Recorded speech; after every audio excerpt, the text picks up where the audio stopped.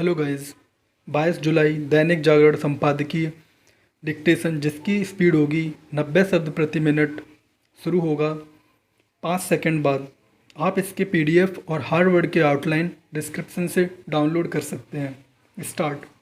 किसानों को अपनी उपज कहीं पर भी बेचने की सुविधा देने वाले अध्यादेश के प्रभावी होने के साथ ही भारतीय कृषि के एक नए युग में प्रवेश का मार्ग प्रशस्त होता दिख रहा है।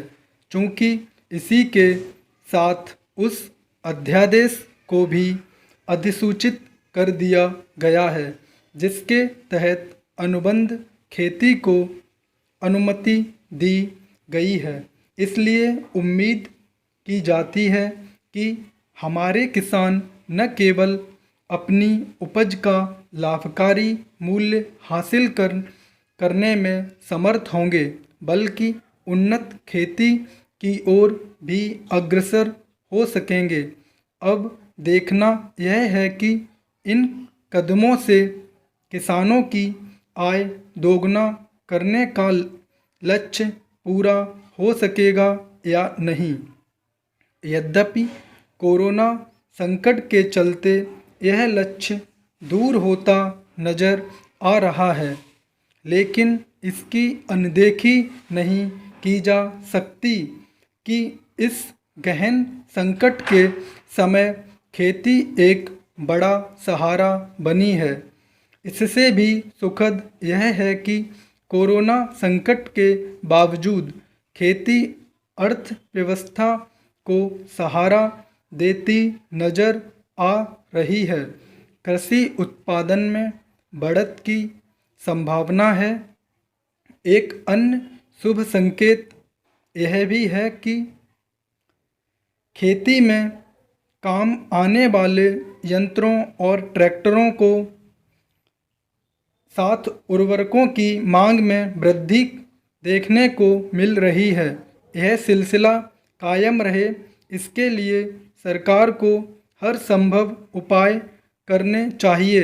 यह सही समय है कि खेती को आधुनिक बनाने के साथ कृषि उपज के भंडारण और वितरण की समुचित व्यवस्था की जाए। यदि देश को वास्तव में आत्मनिर्भर बनाना है तो सबसे पहले यह सुनिश्चित करना होगा कि हमारे किसान आत्मनिर्भर बने। लक्ष्य यह होना चाहिए कि किसान इतने आत्मनिर्भर बने कि वे कर्ज लेने के लिए बाध्य ना हों। जब तक यह बाध्यता रहेगी तब तक किसान समस्याओं से मुक्त होने वाले नहीं हैं। हमारी एक बड़ी आबादी खेती पर निर्भर है, लेकिन वह आर्थिक रूप से पर्याप्त समर्थ नहीं। यदि वह आर्थिक तौर पर समर्थ हो जाए तो उसका लाभ ग्रामीण अर्थव्यवस्था के साथ उद्योग आधारित अर्थव्यवस्था को भी मिलेगा।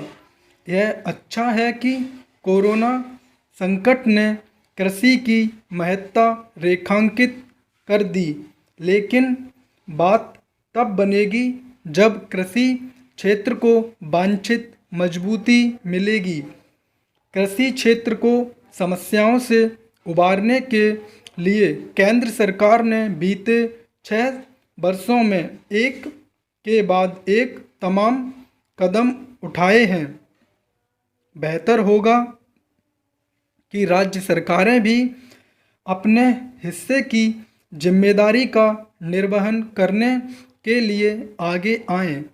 कृषि और किसानों की बेहतरी के लिए जिन अध्यादेशों को सूचित किया गया है उन पर सही तरह से अमल के लिए राज्य सरकारों को भी सक्रिय होना चाहिए। यह ठीक नहीं कि संकीर्ण राजनीतिक कारणों से कुछ राज्यों में इन अध्यादेशों का विरोध होता दिखाई दे रहा है।